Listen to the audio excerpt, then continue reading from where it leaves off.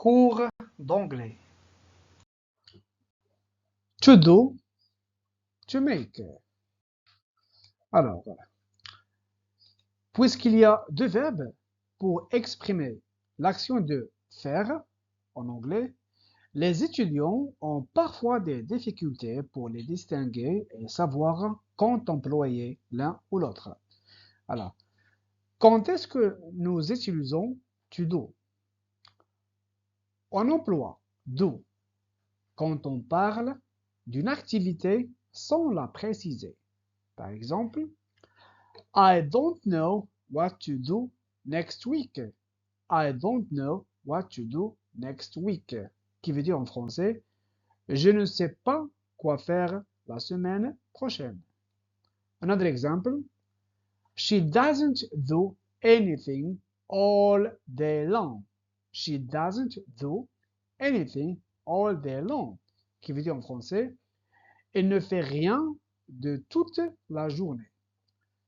The last example, the last sentence, Vinicius Junior does everything to win the game. Vinicius Junior, vous le connaissez, does everything to win the game. Qui veut dire Vinicius Junior fait tout pour gagner le match. Alors, do s'emploie pour parler du travail de toutes sortes. Exemple, excuse me, but I have some work to do. I must go. I repeat, excuse me, but I have some work to do. I must go. Qui veut dire en français, désolé, mais j'ai du travail à faire. Je dois partir. Alors là, comme vous voyez, on a un petit tableau en français, pardon, en anglais. Après, il y a la traduction en français. To do your work, qui veut dire faire ton travail. To do your homework, faire tes devoirs. To do the housework, faire le ménage. To do your job, faire ton métier. To do business, faire des affaires. To do your hair, se coiffer. To do your nails, se faire les ongles. Alors, troisième cas, do s'emploie dans la structure. Do plus déterminant plus ing à la fin, qui veut dire en français faire une activité, un sport. Exemple, have you already done any skiing? Have you already done any skiing? Qui veut dire en français, as-tu déjà fait du ski? Another example, excuse me, do you do any sport? And do you play board games? Do you do any sport and do you do board games? Qui veut dire en français, est-ce que tu pratiques ou bien pratiques-tu un sport et joues à des jeux de société? Voilà. To do the dishes. To do the dishes, qui veut dire faire la vaisselle. To do an exercise. To do an exercise. Faire un exercice ou bien faire de l'exercice. To do the laundry. To do the laundry. Faire la lessive. To do the ironing. To do the ironing. Faire le repassage. To do the shopping. To do the shopping, c'est faire les courses. Alors, expression se construisant avec do. To do one's best, faire de son mieux. To do good, faire du bien. To do harm, faire du mal. To do a favor, rendre un service. To do things right, ou bien well, ou bien badly. Alors, to do things right, c'est faire les choses bien. Ou bien, to do things well, aussi faire les choses bien. Mais là, to do things badly, c'est faire les choses mal.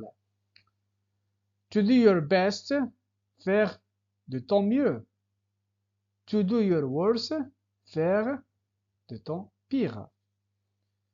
To do time. To go to prison, faire du temps en prison. To do business, faire des affaires. Au contraire, il faut employer to make. On utilise le verbe to make lorsque faire signifie to construct, to build, qui veut dire construire ou to create, créer. Le résultat est quelque chose que l'on peut toucher. For example, I'll go, c'est l'abréviation de I will go. On dit I'll go and make tea for you. I'll go and make tea for you. Je vais aller faire du thé pour toi. Bon. Je vais aller faire du thé pour toi, ou bien je vais aller te faire du thé. Another example, Coco Chanel is a dressmaker. She makes beautiful dresses. Coco Chanel, like you know, Coco Chanel est une couturière. Elle fait de jolies robes. Coco Chanel. Alors, quelques expressions se construisent avec to make. Je lis. To make a demand, exiger. To make a difference, faire la différence. To make an effort, faire un effort. To make an exception, faire une exception. To make an excuse, trouver une excuse. To make an inquiry, mener une enquête. To make a fool of yourself, se ridiculiser. To make a fortune, faire fortune. To make friends, se faire des amis. To make a fuss, faire des histoires. To make a journey, faire un voyage. Maintenant, l'autre partie, voilà, c'est ici. To make a point, marquer un point. To make a profit, faire un bénéfice. To make a promise, faire une promesse. To make a remark, faire une remarque. To make a sound, faire du bruit. To make a speech, faire un discours. To make a suggestion, faire une suggestion. To make time, prendre le temps. To make a visit, rendre visite. To make war, faire la guerre.